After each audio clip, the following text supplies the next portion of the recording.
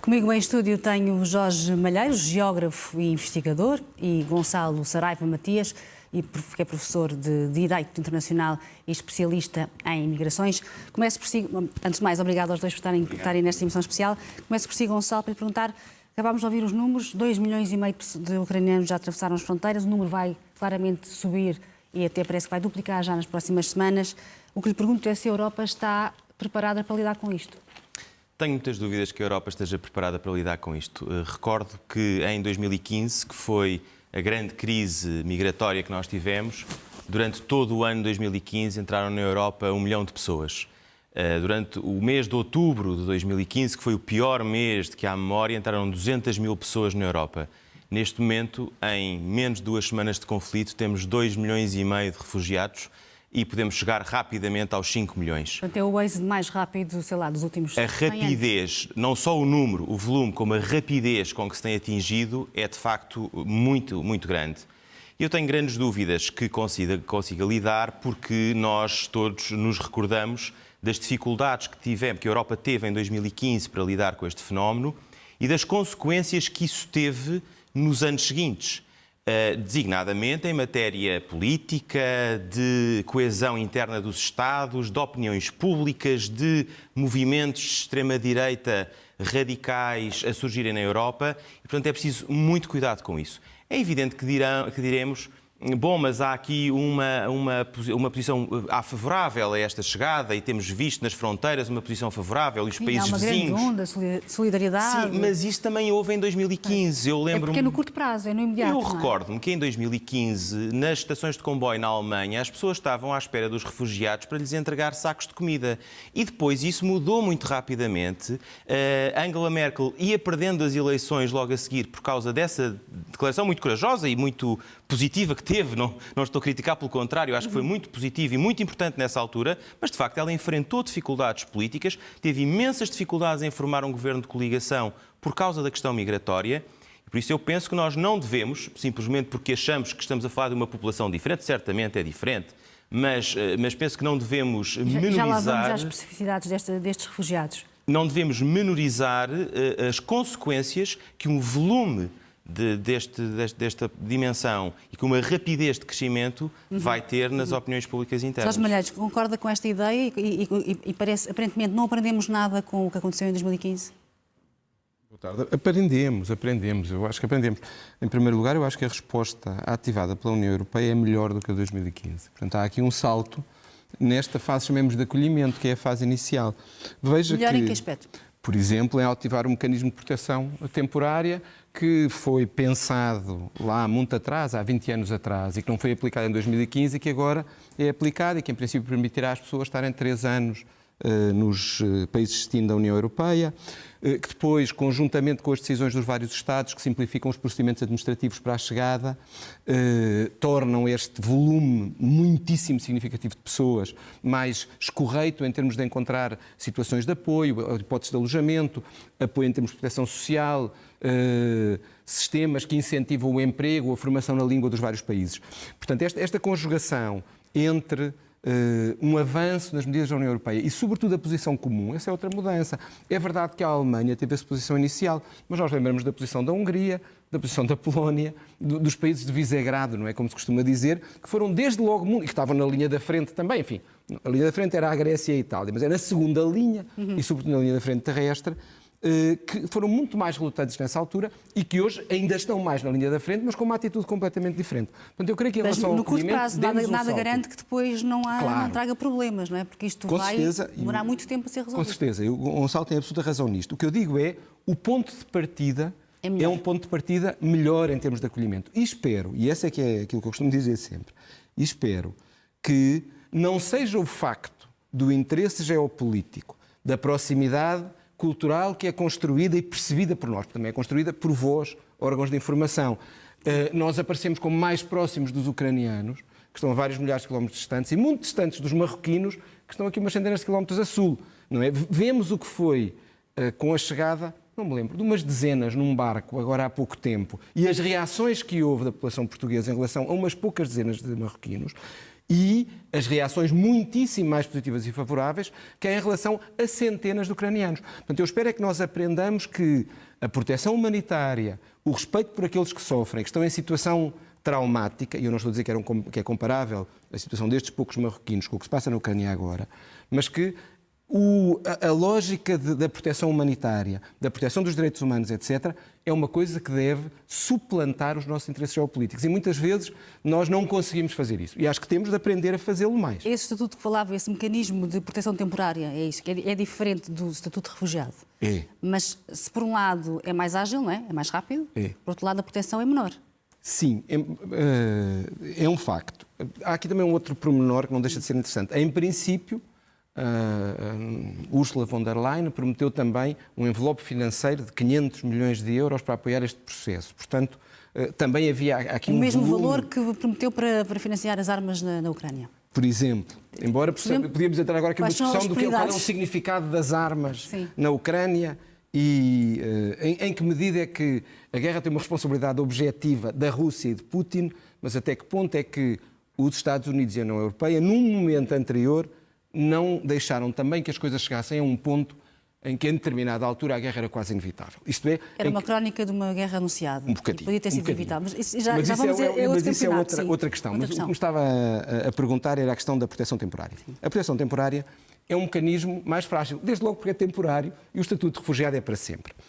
O que acontece é que, de há muito tempo para cá, a maioria dos países o que faz é evitar dar estatutos de refugiado e criaram-se estes mecanismos de proteção subsidiária, que são mecanismos que garantem às pessoas estarem em países terceiros por motivos relacionados com conflitos, guerras, etc. Uma guerra em si pode não conferir, digamos assim, pode não dar as condições necessárias para que uma pessoa seja reconhecida como refugiado. Para ser reconhecido como refugiado de convenção, da Convenção de Genebra, o Gonçalo, que é jurista, sabe isto melhor do que eu, a pessoa precisa ou de demonstrar que é perseguida ou de demonstrar um receio bem fundamentado de perseguição. Ora, uma guerra onde supostamente, já vimos que não é o caso, em nenhuma guerra é, e nesta claramente não é, numa guerra onde apenas as forças armadas estão em conflito e, portanto, os civis são, é terrível dizer isto, um dano colateral dramático, em princípio não é difícil invocar a proteção. Portanto, neste caso tem de haver uma outra forma de nós garantirmos, não sendo o estatuto de refugiado, garantirmos proteção às pessoas. Portanto, nesse sentido, a proteção subsidiária, eu diria que é um bom mecanismo. E se for aplicada com amplitude para uma situação que eu espero que tenha uma duração tão temporária quanto possível, podemos discutir o que é isto tão temporário como possível, que a proteção subsidiária, se funcionar, já é um mecanismo bastante bom. Agora, ela tem a de ser eficaz. Depois, em relação ao futuro, eu digo que nesta fase de acolhimento aprendemos e as coisas estão melhores. Agora, em relação a uma segunda fase, que é o encontro de uma solução permanente, a manutenção das pessoas, eu não tenho dúvida nenhuma, o Gonçalo tem toda a razão, e esta fase inicial mais simpática tornar-se-á mais complexa, sobretudo se as consequências do conflito, que já existem do ponto de vista económico, não é, e social, se vão abater em termos gerais sobre as sociedades europeias como a nossa. Gonçalo, a partir daí... eu perguntava-lhe, Gonçalo, e se forem só os países vizinhos a pagar esta... Ou seja, quem é que vai pagar isto? Pois, e mesmo aqui na questão da proteção temporária, estou de acordo com o Jorge, há aqui um avanço muito grande. Isto já podia ter sido aplicado antes, é a primeira vez que está a ser aplicado.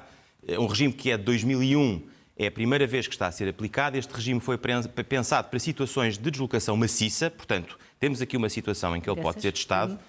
Mas há aqui, apesar de tudo, e tem a ver com isso, com a questão dos países vizinhos e com a gestão do fluxo, este regime é de 2001 e ele não foi atualizado, não foi repensado à luz do que aconteceu em 2015. E há, desde logo, uma questão que me parece importante e que não vejo estar a ser considerada, que é a da alocação dos números por países, porque o que está aqui a acontecer... Cotas. Por exemplo, porque o Grupo de Visegrado nunca quis falar de cotas a propósito da revisão de Dublin e da revisão do Estatuto de Refugiado.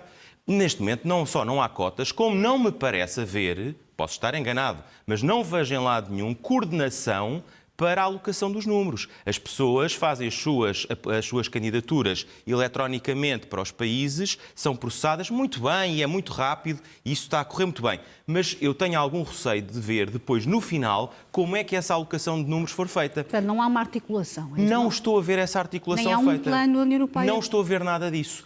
E é natural que os números depois cresçam exponencialmente nos países vizinhos e que isso depois venha a ter consequências. E foi justamente o grande problema de Dublin em 2015 foi esse. Dublin é o regulamento aplicável à questão dos refugiados. Foi justamente esse, é que depois as pessoas começaram a olhar para os números, os países começaram a olhar para os números e a perceber que havia enormes desigualdades. E começou-se a pensar em cotas e Visegrado, o grupo de Visegrado, nunca aceitou as cotas, foi aliás para tribunal contra a revisão de Dublin por causa disso. Nós temos, é muito interessante ver isto, porque nós temos um sistema que está completamente paralisado relativamente ao sistema de asilo, que cresceu em 2015 e agora estamos a ir por um caminho diferente, mas sem medir as consequências disso.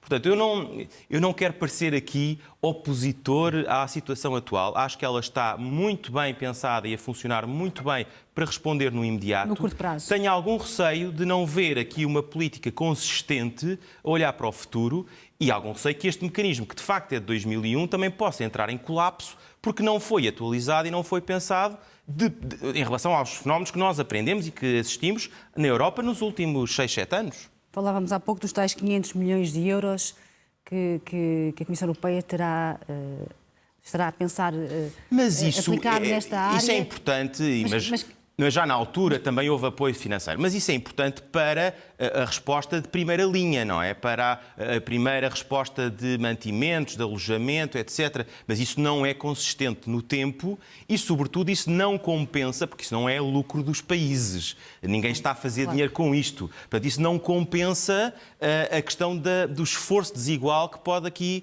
ser tido em causa. Por outro lado, o aspecto do tempo que isto vai demorar, que nós também não sabemos, é muito relevante para pensar estes mecanismos, porque é diferente ser este mecanismo da proteção temporária está pensado por um ano, que pode ser depois prorrogável. Mas, de facto, não está pensado para ser um sistema permanente. Também o próprio regime estabelece que é possível requerer o asilo enquanto se beneficia da proteção temporária. Portanto, vamos imaginar que daqui a um ano o conflito se mantém, provavelmente as pessoas que estão em proteção temporária vão pedir a renovação, como é evidente, e depois há um momento em que vão pensar, mais vale é pedir o asilo para ficar com uma posição, ficam como refugiados e ficam com uma posição mais permanente e mais consistente. Mas neste momento, quer dizer, nós não sabemos quanto tempo vai demorar, portanto, isto pode ser muito satisfatório no curto prazo, mas ninguém sabe quanto tempo vai demorar o conflito. Muito bem, já temos pouco tempo, muito rapidamente. A maior parte destas pessoas que fogem da Ucrânia são mulheres e crianças. Temos visto isso todos os dias nos jornais. Como é que elas vão ser, lá está, no futuro, integradas nestes novos países? Bom, são mulheres e crianças... Em países que se debatem com problemas de desemprego, não é? Como é que isto vai ser tudo integrado? Sim, são mulheres e crianças neste momento porque os homens não podem sair, não é? Claro, há uma lei marcial, os homens não podem sair. A expectativa, se o conflito se mantiver e não houver a lei marcial em vigor, é que os homens se juntem às suas famílias, há reagrupamento familiar e, portanto, isso está previsto na lei. Estas pessoas têm o direito a chamar para si a família, portanto, virão os homens, aqueles que estão em conflito virão. Bom, e depois, enfim, é verdade que há problemas de desemprego, mas também é verdade que há muitos problemas de emprego. Nós precisamos de muita gente para trabalhar. O Jorge costuma dizer, deixa-me só fazer aqui, o Jorge costuma dizer, e muito bem, que essa não deve ser a nossa prioridade. A nossa prioridade neste momento é salvar vidas. Não, tu dizes no sentido de encaixá-los no novo destino, não é? É fundamental, mas é fundamental. Isso é fundamental. Agora, este mecanismo, e aí o mecanismo funciona bem, por exemplo, as pessoas têm inscrição nos centros de emprego imediatamente, têm um número de segurança social imediato. Portanto, do ponto de vista burocrático, está tudo preparado para lhes dar o melhor acolhimento possível e nós temos em Portugal muitas oportunidades de emprego. Não é essa a prioridade, mas temos muitas oportunidades de emprego e, portanto, a ideia é que as pessoas possam e devam trabalhar. Jorge, que impacto é que este êxodo enorme pode ter, então, nos países europeus? Rapidamente. Desde logo tem um impacto social grande porque tem de criar uma estrutura de acolhimento de uma dimensão enorme para responder num período muito curto a um conjunto de pessoas. No domínio da saúde, da proteção social, da habitação. E nós sabemos que a habitação é um problema neste país. Com a chegada de mais um conjunto de pessoas, o problema, em princípio, mantém-se ou não melhora. Esse é o desafio imediato. Depois, é verdade que tem oportunidades, mas... Uma vez mais, há aqui uma componente de incerteza muito forte. É quanto tempo é que isto vai durar? Porque as soluções definitivas não são apenas... Nós não podemos ver... Vamos imaginar que se duplica o número, que são 5 milhões de pessoas. Nós não podemos pensar em 5 milhões de ucranianos a instalarem-se definitivamente fora da Ucrânia. Devemos partir do princípio de que o conflito vai terminar e que as soluções definitivas têm retorno, imigração para os outros países e depois isto que o Gonçalo disse que é fundamental, que é redistribuição pelos países europeus das pessoas que saíram. Neste quadro, então, num quadro de soluções mais definitivas, temos de equacionar as três. E também, a determinada altura, o apoio ao retorno num contexto de reconstrução da Ucrânia. O que nós vemos em termos de destruição vai obrigar a um esforço enorme e prolongado de reconstrução da Ucrânia, que implica também estes ucranianos que saíram. Claro. Em Portugal, como foi dito, em Portugal e noutros países europeus, há déficit de mão de obra em várias áreas. Os ucranianos, vários são qualificados e muitos são profissionais e, portanto, poderão ser encaminhados para estas áreas e eles próprios podem encontrar trabalho. Muito bem. Além de que podem também redistribuir-se no território nacional. Não temos mesmo mais tempo, infelizmente, isto daria para uma longuíssima conversa, não temos mais tempo. Jorge Malheiros, Gonçalo Saraiva, Matias, muito obrigada aos dois por terem estado connosco nesta edição especial.